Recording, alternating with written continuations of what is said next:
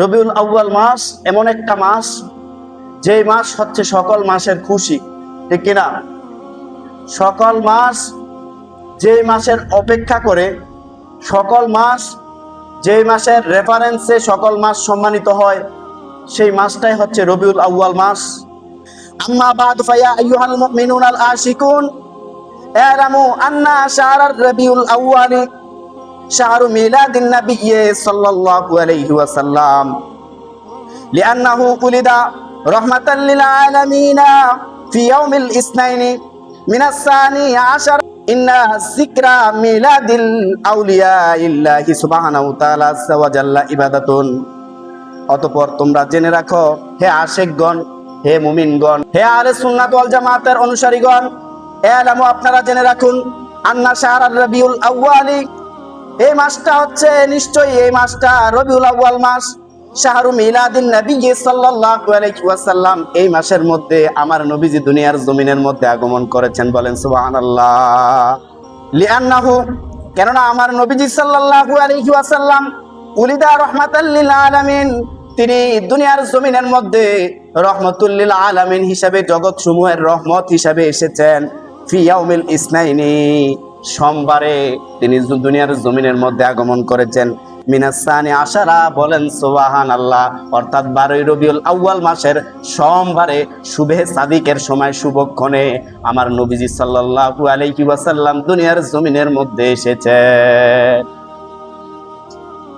আমার নবীজি সাল্লাল্লাহু আলাইহি ওয়াসাল্লাম দুনিয়ার জমিনের মধ্যে এসে শুধু অন্ধকারকে আলোর পথে আনেন নাই, পথভ্রষ্টতাকে তিনি হেদায়েতের পথে এনেছেন। তিনি দুনিয়ার জমিনের মধ্যে এসে তিনি নারীর অধিকার দিয়েছেন, পুরুষের অধিকার দিয়েছেন। দুনিয়ার জমিনের মধ্যে এসে হক এবং বাতিলের পার্থক্য সৃষ্টি করেছেন। এই জন্য আল্লাহ কুরআনুল কারীমের মধ্যে বলেছেন, কদ জাআকুম মিনাল্লাহি নূরুন ওয়া কিতাবুম মুবিন। বলেন সুবহানাল্লাহ। ইন্না যিকরা মিলাদিল আউলিয়া ইল্লাহি ইবাদাতুন, দুনিয়ার জমিনের মধ্যে আল্লাহর ওলিদের জীবন বৃত্তান্ত নিয়ে, মিলাদ নিয়ে আলোচনা করা ইবাদাতুন, ইবাদত। ফালিজা যুকিরাল কুরআনিল কারীমি মিলাদি ইয়াহইয়া ওয়া ঈসা ওয়া ইব্রাহিম ওয়া মূসা ওয়া মারইয়ামা ওয়া খালকু আদম আলাইহিমুস সালামু মিরারান। বলেন সুবহানাল্লাহ। এই কারণে আল্লাহ রাব্বুল আলামিন, আল্লাহ তাআলা কুরআনুল কারীমের মধ্যে হযরত ইয়াহইয়া আলাইহিস সালামের কথা, হযরত ঈসা আলাইহিস সালামের কথা, হযরত মূসা আলাইহিস সালামের কথা, হযরত মারইয়াম আলাইহিস সালামের কথা, মরিয়ম আলাইহিস সালামের জীবন বৃত্তান্তের কথা আল্লাহ রাব্বুল আলামিন, আল্লাহ তাআলা কুরআনুল কারীমের মধ্যে আলোচনা করেছেন, ঠিক কিনা? কামা যুকিরা মিলাদু ইয়াহইয়া, যেমন ইয়াহইয়া আলাইহিস সালামের মিলাদের আলোচনা করা হয়েছে আল্লাহ পবিত্র কুরআনুল কারীমের মধ্যে।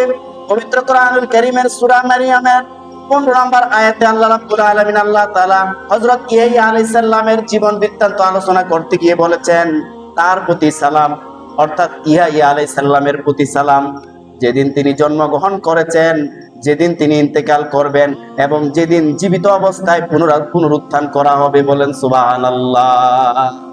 হযরত ইয়াহইয়া আলাইহিস সালামের কথা আল্লাহ রাব্বুল আলামিন সূরা মারইয়ামের 15 নম্বর আয়াতে আল্লাহ বলে দিয়েছেন, ঠিক কিনা?